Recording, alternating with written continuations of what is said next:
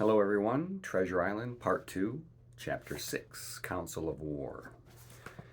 There was a great rush of feet across the deck. I could hear people tumbling up from the cabin and the forecastle, and slipping in an instant outside my barrel, I dived behind the foresail and made a double towards the stern and came out upon the open deck in time to join Hunter and Dr. Livesey in the rush for the weather bow. There, all hands were already congregated. A belt of fog had lifted almost simultaneously with the appearance of the moon. Away to the southwest of us, we saw two low hills about a couple of miles apart, and rising behind one of them a third and higher hill, whose peak was still buried in the fog. All three seemed sharp and conical in figure. So much I saw, almost in a dream, for I had not yet recovered from my horrid fear of a minute or two before, and then I heard the voice of Captain Smollett issuing orders. The Hispaniola was laid a couple of points nearer the wind, and now sailed a course that would just clear the island on the east. "And now, men," said the captain, when all was sheeted home, "has any one of you ever seen that land before?" "I have, sir," said Silver. "I've watered there with the trader I was cooking." "The anchorage is on the south, behind an islet, I fancy?" asked the captain. "Yes, sir. Skeleton Island, they calls it. It were a place for pirates once, and a hand we had on board knowed all their names for it. That hill to the nor'ard they call the Foremast Hill. There are 3 hills in a row running south'ard, fore, main, and mizzen, sir. But the main, that's the big un with the cloud on it, they usually calls the Spyglass, by reason of a lookout they kept when they was in the anchorage cleaning. For it's there they cleaned their ships, sir, asking your pardon. I have a chart here," says Captain Smollett. "See if that's the place." Long John's eyes burned in his head as he took the chart, but by the fresh look of the paper, I knew he was doomed to disappointment. This was not the map we found in Billy Bones's chest, but an accurate copy, complete in all things, names and heights and soundings, with the single exception of the red crosses and the written notes. Sharp as must have been his annoyance, Silver had the strength of mind to hide it. "Yes, sir," said he, "this is the spot to be sure, and very prettily drawed out. Who might have done that, I wonder? The pirates were too ignorant, I reckon. Aye, here it is. Captain Kidd's Anchorage. Just the name my shipmates called it. There's a strong current runs along the south, and then away nor'ard up to the west coast. Right you was, sir," says he, "to haul your wind and keep the weather of the island. Leastways, if such was your intention as to enter and careen, and there ain't no better place for that in these waters." "Thank you, my man," said Captain Smollett. "I'll ask you later on to give us a help. You may go." I was surprised at the coolness with which John avowed his knowledge of the island, and I own I was half frightened when I saw him drawing nearer to myself. He did not know, to be sure, that I had overheard his counsel from the apple barrel, and yet I had, by this time, taken such a horror of his cruelty, duplicity, and power, that I could scarce conceal a shudder when he laid a hand upon my arm. "Ah," says he, "this is a sweet spot, this island, a sweet spot for a lad to get ashore on. You'll bathe, and you'll climb trees, and you'll hunt goats. You'll walk, and you'll get aloft on them hills like a goat yourself.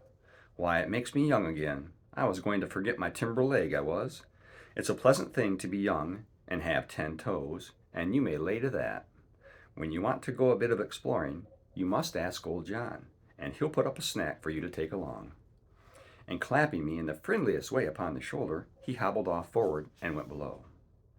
Captain Smollett, the squire, and Dr. Livesey were talking together on the quarter-deck, and anxious as I was to tell them my story, I durst not interrupt them openly.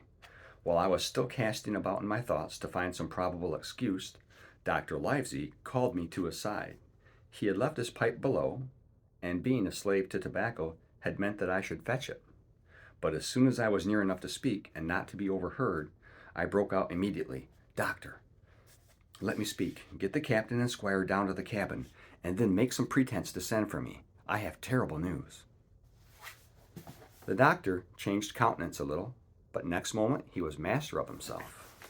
"Thank you, Jim," said he quite loudly. "That was all I wanted to know," as if he had asked me a question. And with that he turned on his heel and rejoined the other 2.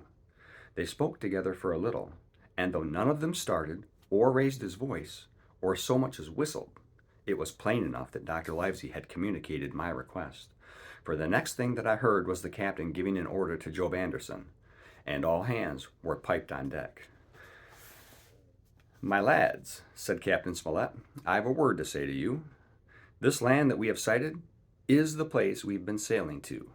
Mr. Trelawney, being a very open-handed gentleman, as we all know, has just asked me a word or two, and as I was able to tell him that every man on board has done his duty, alow and aloft, as I never asked to see it done better, he and I and the doctor are going below to the cabin to drink your health and luck, and you'll have grog served out for you to drink our health and luck.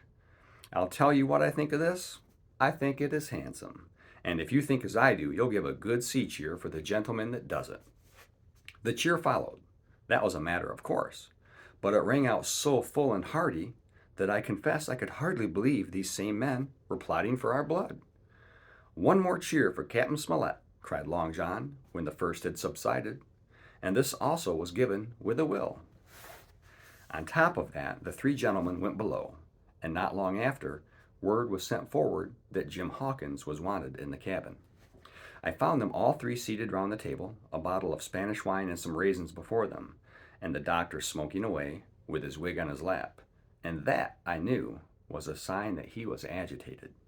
The stern window was open, for it was a warm night, and you could see the moon shining behind on the ship's wake. "Now, Hawkins," said the squire, "you have something to say? Speak up."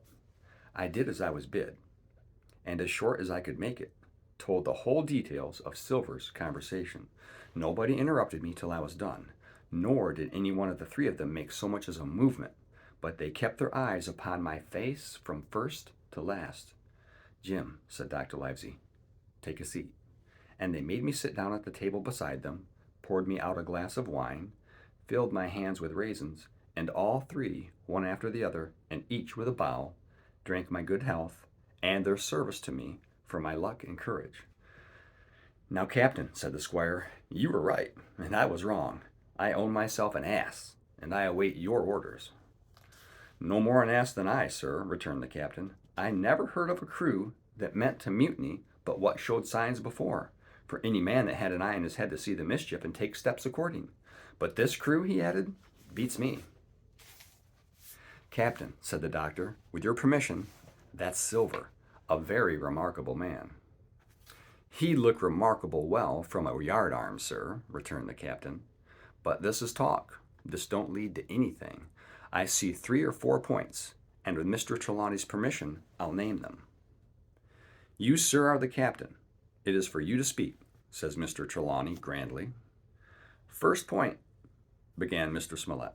"We must go on, because we can't turn back. If I give the word to go about, they would rise at once. Second point, we have time before us, at least until the treasure's found. Third point, there are faithful hands. Now, sir, it's got to come to blows sooner or later, and what I propose is to take time by the forelock, as the saying is, and come to blows some fine day when they least expect it. We can count, I take it, on your own home servants, Mr. Trelawney?" "As upon myself," declared the squire. "3, reckoned the captain, ourselves make 7, counting Hawkins here. Now, about the honest hands?"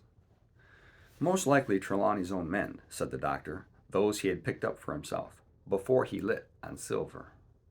"Nay," replied the squire, "Hands was one of mine." "I did think I could have trusted Hands," added the captain. "And to think they're all Englishmen," broke out the squire. "Sir, I could find it in my heart to blow the ship up." "Well, gentlemen," said the captain, "the best that I can say is not much. We must lay to, if you please, and keep a bright lookout. It's trying on a man, I know. It would be pleasanter to come to blows, but there's no help for it till we know our men. Lay to and whistle for a wind. That's my view." "Jim here," said the doctor, "can help us more than anyone. The men are not shy with him, and Jim is a noticing lad." "Hawkins, I put prodigious faith in you," added the squire. I began to feel pretty desperate at this, for I felt altogether helpless, and yet by an odd train of circumstances, it was indeed through me that safety came. In the meantime, talk as we pleased, there were only 7 out of the 26 on whom we knew we could rely. And out of these 7, 1 was a boy, so that the grown men on our side were 6 to their 19.